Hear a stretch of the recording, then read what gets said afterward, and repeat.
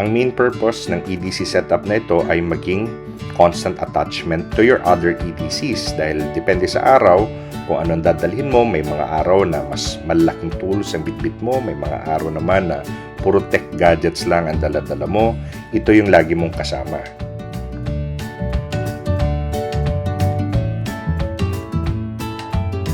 Itong EDC na ito ay intended para i-incorporate sa other bigger setups like kung may pouch ka or bag. Itong EDC setup na ito ay intended para dala-dala mo palagi kahit anong nature ng lakad mo, mapa-formal man yan, casual, very lightweight, compact. So ito yung pag-usapan natin. This is specific setup, naka-integrate itong ating iPhone 15 Pro Max, itong ating power bank from Anker MagGo with Qi 2 technology na yan, and also the AirPods Pro 2 with our main EDC. Very generic pouch, nabili lang sa Lazada. Ang kanyang brand ay Viper Aid. Very generic form factor, very slim and compact. Ang kagandahan dito sa pouch na ito, may mga provision siya sa labas na pwede mong paglagyan ng mga mas madalas mong ginagamit na items. Makikita nyo sa laki, mas matangkad pa, mas mataas pa, mas mahaba pa ang iPhone 15 Pro Max. So pwedeng-pwede talaga ito ibulsa at dalhin. Very convenient. We have 12 items in this pouch. 6 sa labas, 6 sa loob. Isa-isahin natin mamaya. May lanyard tayo. 1, 2, 3, 4, 5, 6. Dito naman sa loob, another 6 items. 1, 2, 3, 4, 5, and the last item would be the cash. Unahin natin yung mga items dito sa loob. Ganda rin yung zipper nito. So, we have 6 items inside the main pouch. Mini container for alcohol. So, may option kayo. Pwede nyo lagyan ng pabango yan para lagi kayong may spare. That's the first item. The second item would be the source of light. Second flashlight natin ito. May mas malaki tayo mamaya sa likod. Pero gusto ko na lagi ako may spare flashlight. From Nightcore, this is the Tiny 2 model. Tagal na sa akin to, na almost 3 or 4 years na rin. Kaya mapapansin nyo, dami ng gasgas. Medyo may kamahalan siya, pero sulit na sulit. Marami na rin features, may display. Ay kita nyo rin dyan yung level of lumens. 1, 15, 65. May kita nyo, nagbabago rin yung time niya, kung ilang minutes niya kayang magtagal with a certain level of lumens. 200 lumens, 45 seconds. Yung pinaka maximum niya ay 500 lumens. Napakaliit niyan pero sobrang liwanag. No? Ayan, daming features. At napakaliit. Para meron kayong idea, mas maliit siyang dihamak sa AirPods Pro. Third item ay, well, may cash tayo dyan. Fourth item, very basic flash, na lighter. Fifth item, itong power bank na ito for Apple Watch Ultra 2. Nakalimutan ko yung pangalan nito, ilalagay ko na lang yung link sa baba kung saan ko binili, na store sa Lazada.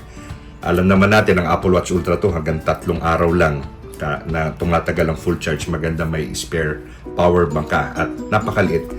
Ulit, again, as compared sa AirPods Pro, halos magkasing laki lang, di hamak na mas manipis itong power bank. Kaya hindi mo papansin nasa bulsa mo to.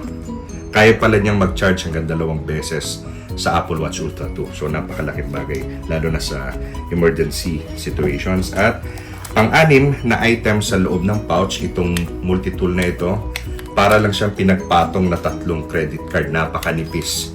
Kaya kahit hindi ko madalas ginagamit, nandyan lang siya. Mayroon siyang magnifying glass, mayroon siyang compass. Ito yung kutsilyo niya. Meron din siya ditong, I think pwede itong gawing can opener. May Phillips style na rin siya na tool. Meron na rin makikita, mapapansin nyo, may measurements. Kung meron kang gustong sukatin na maliliit na items, pwede yan. Ito yung isa sa gusto kong feature. Meron siyang tweezers. Very useful. Kung nasa lubsuban ka, pwede ito. Kung meron kang kinukumpuning kailangan ng tweezer, meron kang madudukot. At meron din siyang some sort of toothpick. Okay, that's the 6 items sa loob ng pouch. Ayan. Okay, tingnan naman natin yung labas nitong pouch. Main flashlight natin, itong EDC 27. So, para lang siyang big brother nitong maliit na flashlight. Ang kagandahan dito, syempre, mas malakas na yung ilaw nito, mas matataas yung lumens at malaki na yung battery life niya. Ganon din, may display din. Ayan. It's 200, may 1,000 lumens. Meron siyang 3,000 dun sa pinaka-turbo niya. Napakaliwanag niyan sa gabi. Actually, marami ng mas bagong model ng Nightcore. Same form factor. No? Mas marami ng mas latest na model nito, pero almost 3 years na rin ito, hindi pa rin nasisira, kaya sulit na sulit. Kahit again, medyo may kamahalan siya. At magandang pang self-defense na rin, no? Kita nyo yung strobe, pang disorient kung may gusto kong takbuhan. Very useful. Okay, that's the first item in the back. Again, may 6 tayo dito. Siyempre, may suklay tayo. Second item. At meron tayong itong lanyard. Tactical lanyard. Kung kinakailangan mo ng tali, tanggalin mo lang to at tanggalin mo sa pagkabuhol. Meron kang madudukot. So, we have 3 items sa labas. 1, 2, 3. Last 3 items itong main tools natin. We have this main knife from Kirkshaw. So, hindi ito yung mga high-end na kutsilyo, pero very useful. Meron na rin siyang can opener, may clip, at heavy duty. Itong last 2 items natin ay parehong multi-tools. Isa sa Swiss, isa galing sa Leatherman. Unahin na natin itong Leatherman, Micra. Ang pinaka-main feature nito ay heavy duty na gunting. Ang kagandahan dito ay hindi ito yung simpleng gunting lang tulad sa ibang multi-tool na may masabi lang na gunting pero panggupit lang ng mga sinulid o maninipis na bagay. Ito heavy duty, kaya niyang gumunting ng matitigas na karton. Subukan natin dito. Ayan o.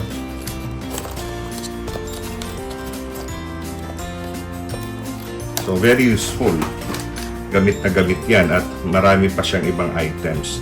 Dito sa tatlong tools pa rin yan. So mayroong kutsilyo dito. Ayan o. Ingat lang, medyo matulis. Ayan. 3 dyan. Dito sa side, 3 din. May tweezers. At hindi ko lang alam yung tawag sa iba. Pero may mga maliit na tools siya. So may Phillips din tayo dyan. So yan, yung multi-tool from Leatherman, Micra. Maliit siya pero pinaka-favorite ko dito gamit na gamit yung gunting. Last item is this multi-tool from Swiss. Ay malaki siyang kutsilyo. Ang gusto ko naman dito sa multi-tool na ito, mayroon siyang isa pang kutsilyo for scraping. So kung mayroon kang project dyan, lalo na sa woodwork, ano, pwede pang scrape.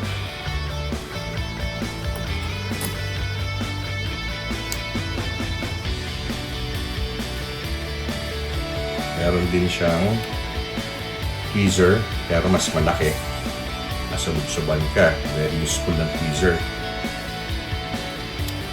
At meron din siyang some sort of toothpick. Ito lahat yung 12 items excluding the AirPods Pro. Madaling bitbitin, very lightweight and compact. Please support this channel, like this video, and see you on the next one.